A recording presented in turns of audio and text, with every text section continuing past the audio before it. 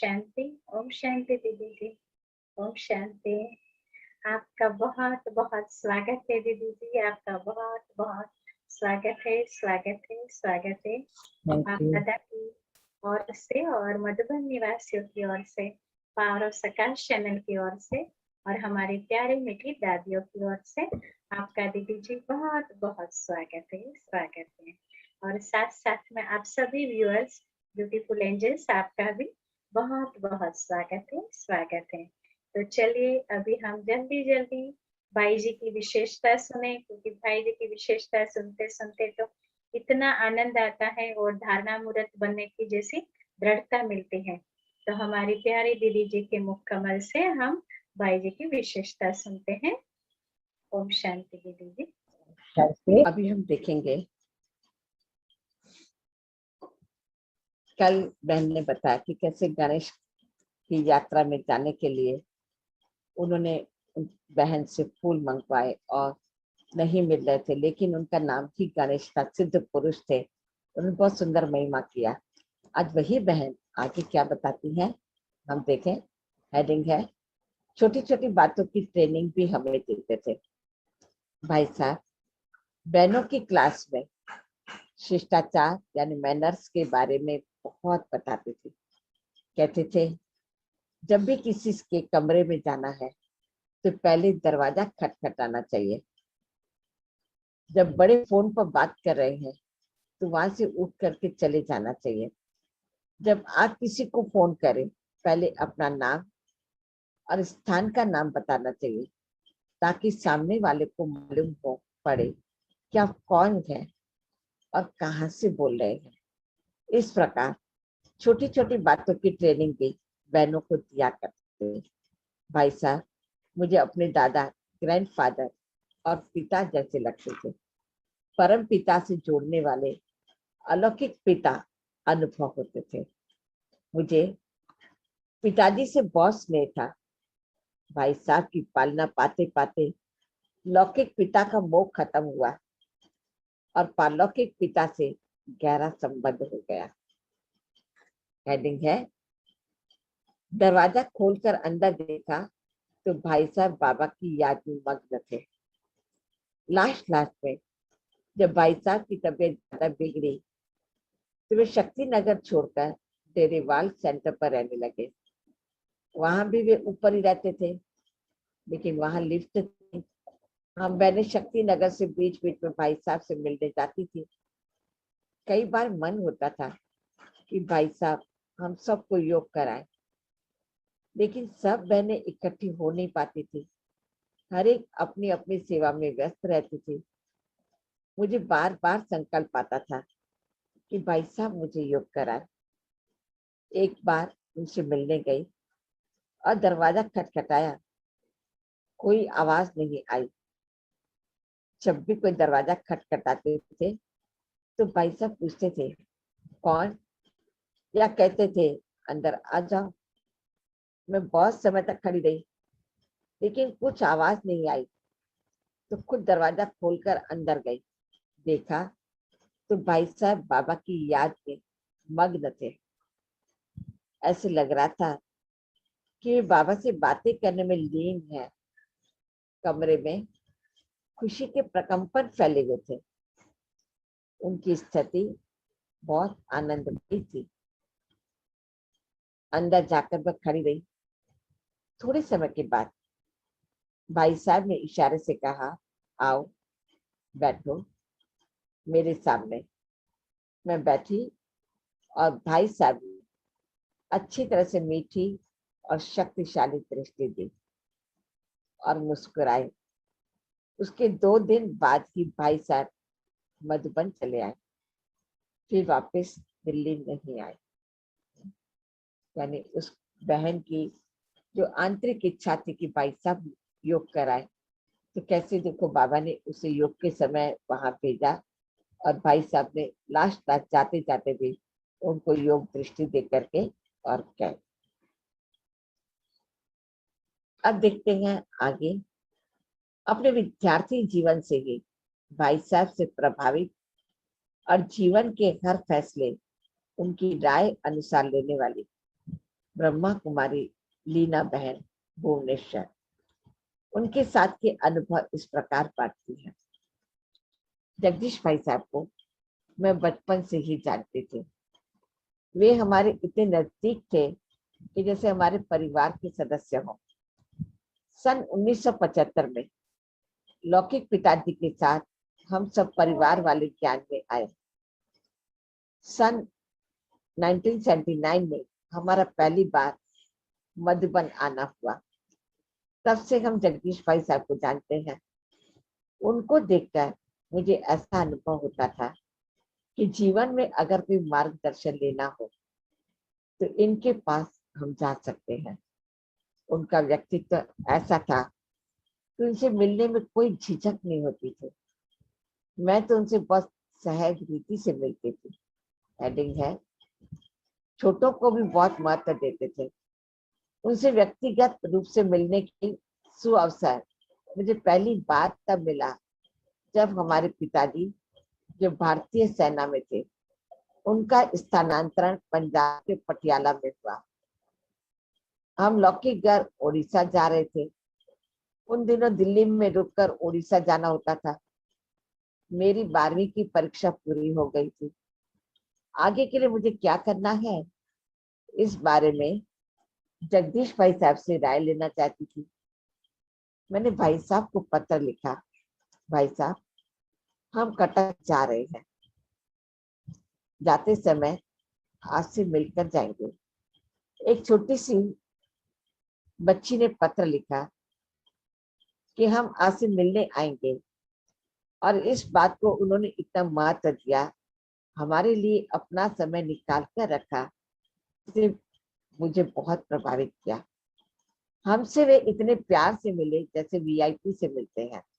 मेरी छोटी छोटी बातें उन्होंने बहुत प्यार से सुनी और मुझे मार्गदर्शन भी दिया। क्योंकि भाई साहब का हमने भी अनुभव किया है कि उनकी नजरों में छोटा या बड़ा, अमीर या गरीब, कोई वीआईपी है, कोई साधारण है, ऐसी भावनाएं नहीं थी। उनके लिए हर आत्मा के प्रति समभाव, ऐसी भावनाएं थी। तो जो इन्होंने लीना बहन ने भी अपनी व्यक्त किया। हेडिंग है, आगे की पढ़ाई के लिए उन्होंने बहुत अच्छी तरह मार्गदर्शन किया। सन 1986 में मैं ग्रेजुएशन पूरा किया।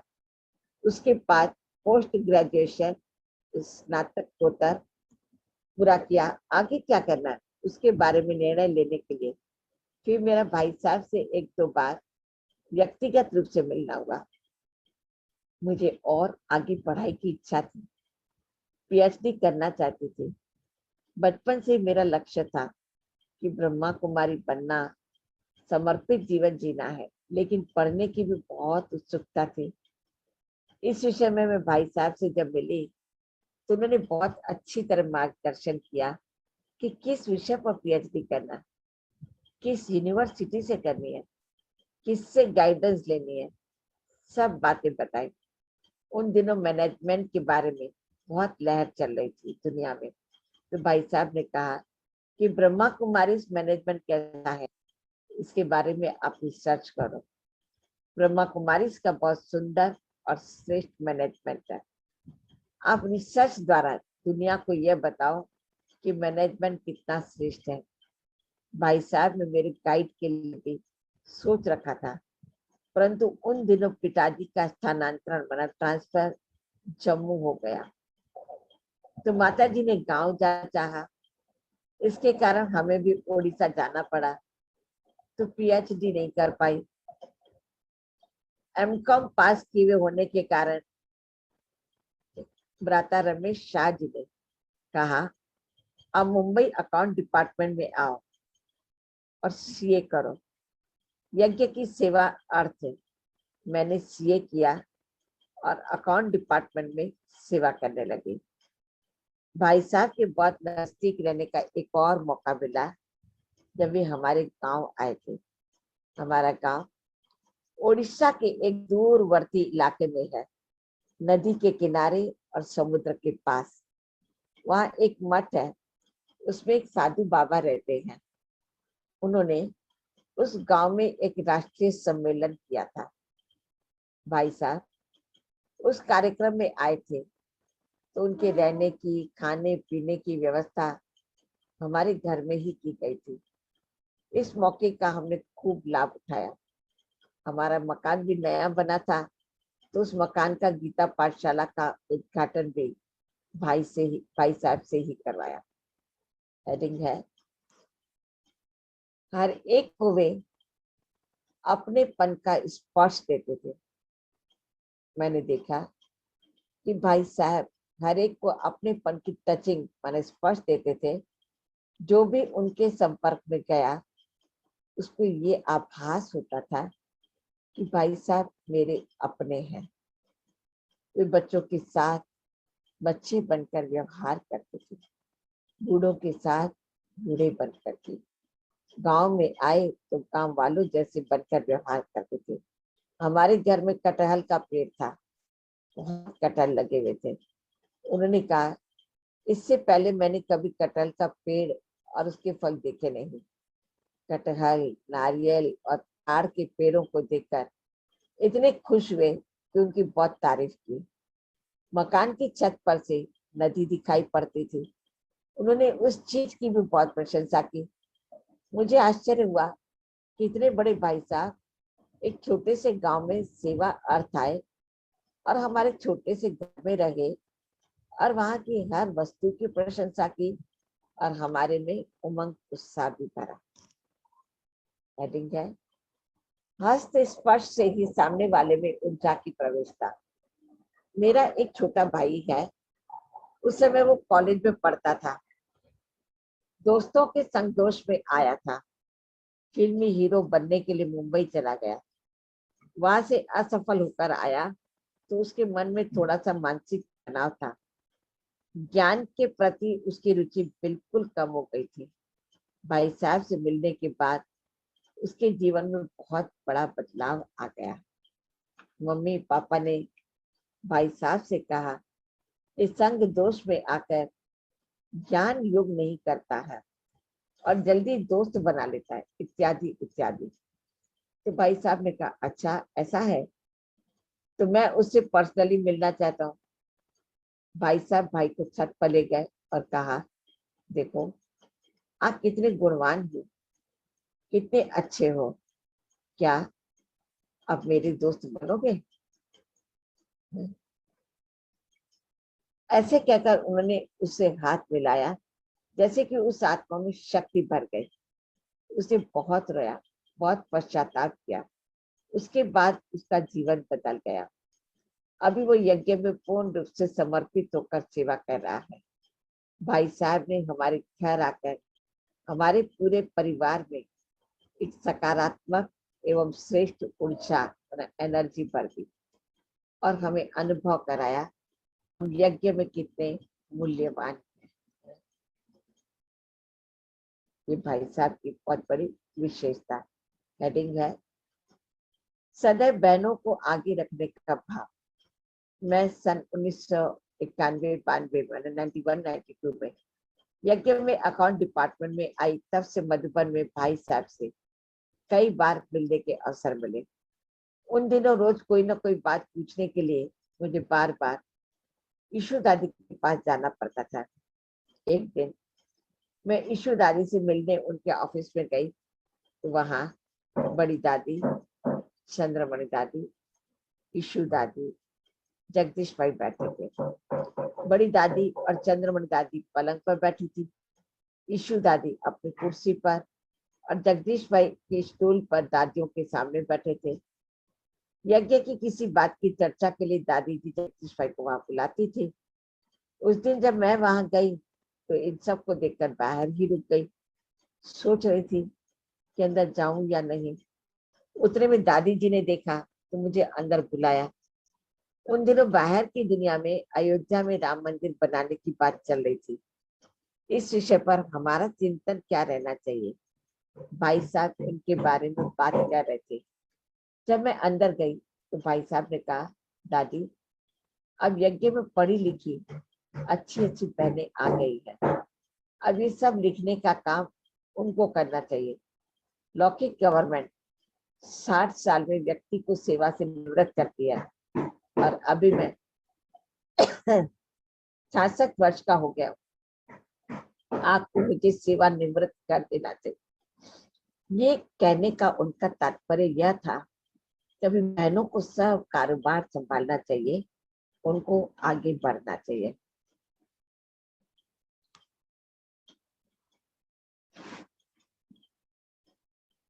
आगे की हेडिंग हम देखते हैं, वायदे के पक्के और समय के कदरदार।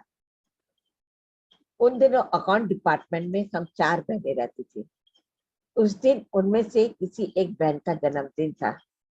हमने सोचा आज एक छोटी सी पार्टी रखें और केक काटें। बात चली कि किन किन को बुलाएं।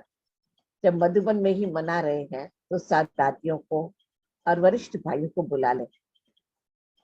सबसे पहले जगदीश भाई साहब को निमंत्रण देने गए। हमें निमंत्रण देने की कितनी खुशी थी कि कार्यक्रम का समय ही फिक्स नहीं किया था। हमने भाई साहब से कहा, भाई साहब आज फलानी बहन का जन्मदिन है, आपको आना है। भाई साहब ने पूछा कितने बजे आऊं? हम एक दूसरे का मुंह देखने लगे।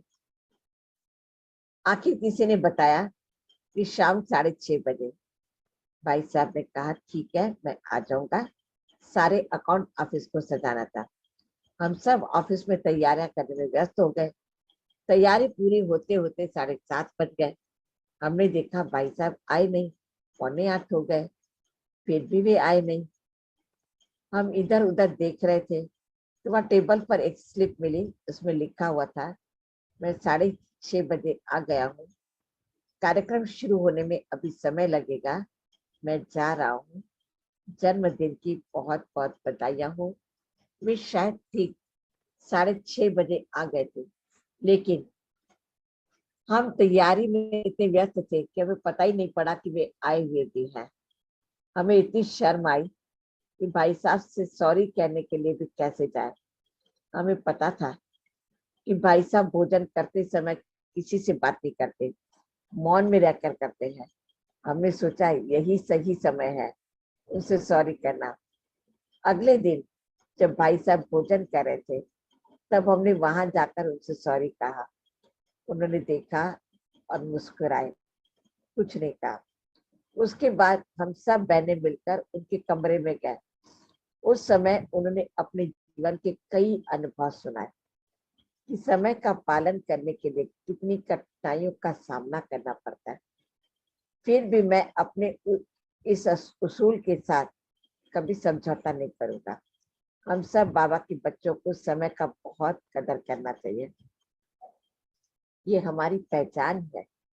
इससे भी हमें सीख मिली कि वे कितनी महान आत्मा है कि कठिनाइयां आते हुए भी समय पर चलने की विशेषता को नहीं छोड़ा। उन्होंने हमेशा बहनों को बहुत ऊंची दृष्टि से देखा।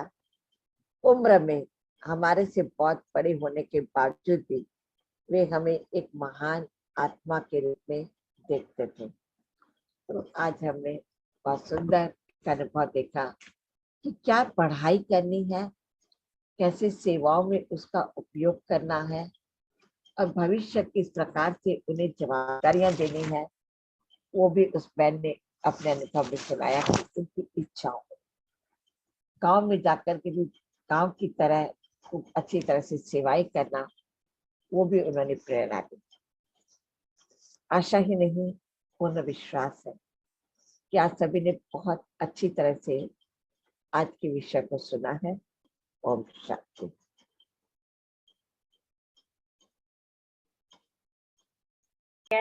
हमारे साथ इतने वरिष्ठ दीदी जी भी इतना समय दे रहे हैं और हम भाग्यशाली है सभी ब्यूटीफुल एंजल्स कि दीदी जी के मुख कमल से हम भाई जी की विशेषता सुन रहे हैं। साथ साथ में हम दीदी जी को भी धन्यवाद करेंगे, तो सभी चैट बॉक्स में थैंक्स जरूर करिएगा दीदी जी के लिए।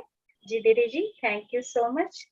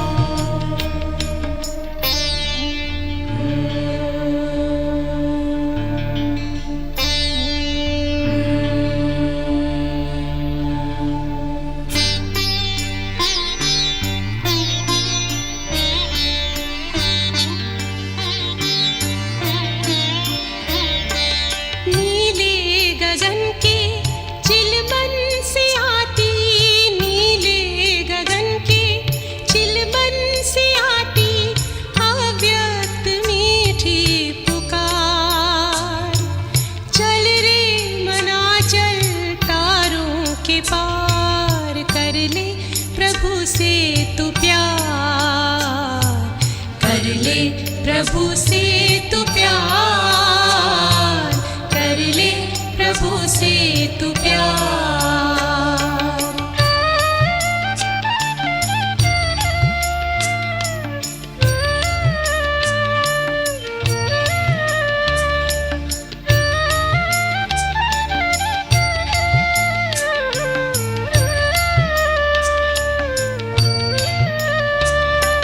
कितना है न्यारा समाये निराला, राहों में बेहद बिखरा उजाला, स्वागत में पहनाए किरणों के हार, कर ले प्रभु से तू प्यार। ओम शांति। और अभी हम कल मिलेंगे 8 बजे, 8:30 बजे।